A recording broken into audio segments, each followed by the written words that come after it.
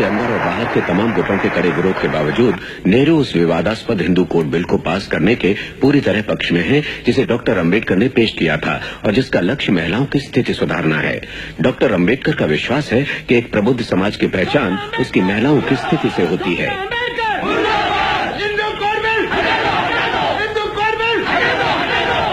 Hindu code bill अपमान है हिंदू धर्म शास्त्र का। यह एक बहुत बड़ा कलंक है हमारे रूढ़ी परंपराओं और शास्त्रों पर। डॉक्टर अंबेडकर क्या जाने हिंदू धर्म शास्त्र? क्या उन्हें संस्कृत का ज्ञान है? क्या उन्होंने वेद पढ़े हैं? प्रतिशोध के लिए वे हमारे हिंदू धर्म शास्त्र को कानून के धक्के से नष्ट कर देना चाहते हैं। क्या हम एक अछूत को हमारे पवित्र शास्त्र को छूने का अधिकार दे सकते हैं? बताइए आप लोग। नहीं, कभी नहीं। हम खून बहा देंगे। एक गवार, ग्लेच और अछूत उन नियमों का भंग कर रहा है जो सदियों पहले भगवान श्री कृष्ण, भगवान मनु, भगवद गीता और उपनिषदों ने तय किए थे। छुओ मत, छुओ मत। अंबेडकर, अंबेडकर। बाबा साहब, प्रधानमंत्री जी के कार्यालय से।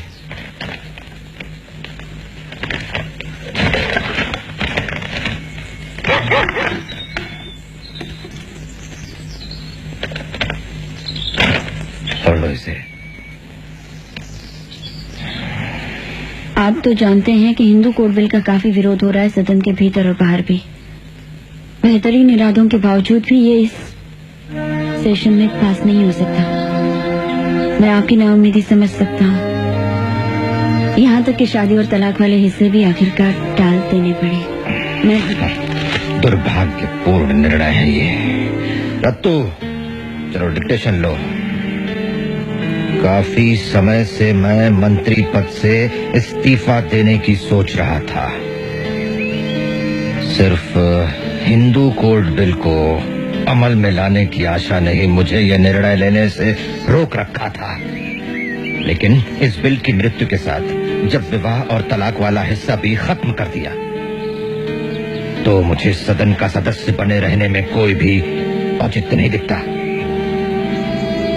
हिंदू कोड बिल इस देश में समाज सुधार के लिए उठाया गया सबसे महत्वपूर्ण कदम था। हिंदू समाज के वर्गों के बीच और स्त्री पुरुषों के बीच जो असमानता है उसे बरकरार रखकर आर्थिक सुधारों के लिए कानून पास करना हमारे संविधान का मजाक उड़ाने जैसा है और गोबर के ढेर पर महल खड़ा करने जैसा है।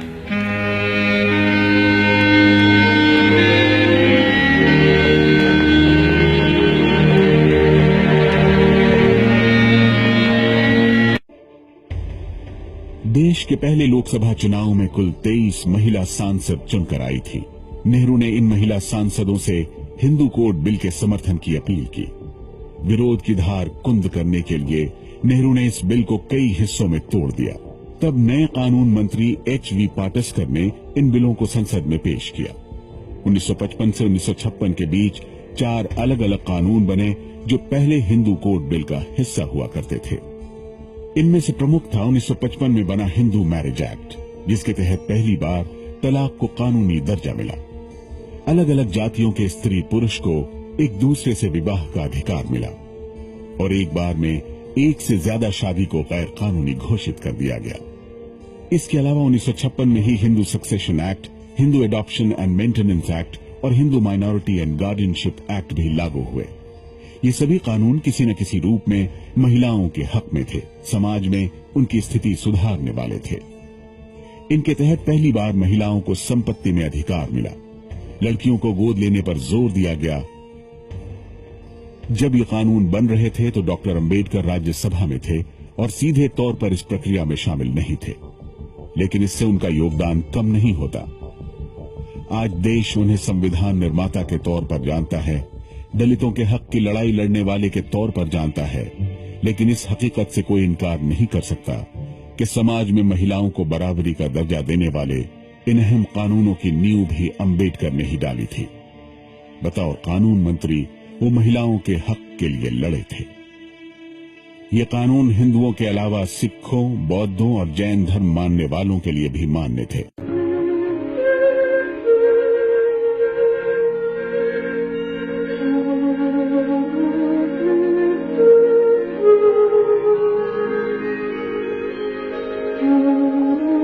Mrs. Mai Sahib Ambedkar says, in 1951, in the Indian Parliament, a bill was introduced, which is famous now and well known by name Hindu Code Bill.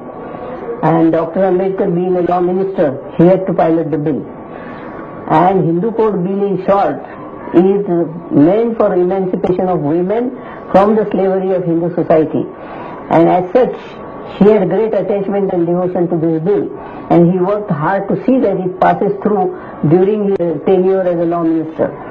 But suddenly there was an issue of elections in 1951, and somebody told Jawaharlal Nehru that if this bill goes through, the Orthodox society, the Hindu society would not vote for the Congress, and he will not return to power. So Jawaharlal, by fear, and he told Dr. Ambedkar to stop the work of Hindu Code Bill there and then, and he said, we will introduce this bill in our next session of the Parliament after an election. As I said, Dr. Ambedkar was so attached and devoted and dedicated to this bill because it concerned the women and their problem, and particularly he was giving an equal share to girls along with the boys in the estate and personal family matters in the house. So Dr. Ambedkar was very much attached and devoted to this, and he has often told me and many people that Constitution is nothing compared to this Hindu Code Bill, and I must see that it goes through while I am law minister and in this very session of the Parliament. that was the signal for another virulent attack on Dr. Ambedkar from Hindu Orthodox quarters. Most progressive sections supported the measures. Ambedkar's view was the bill codified and modified only certain sections of the Hindu law. The bill was essential for the youth of the Hindu society and the Indian nation as well. A disgusted Dr. Ambedkar finally resigned from the cabinet. I hate injustice, tyranny, pompousness and humbug, and my hatred embraces all those who are guilty of them.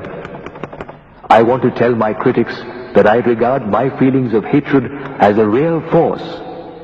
They are the reflex of the love I bear for a cause I believe in, and I am in no way ashamed of it.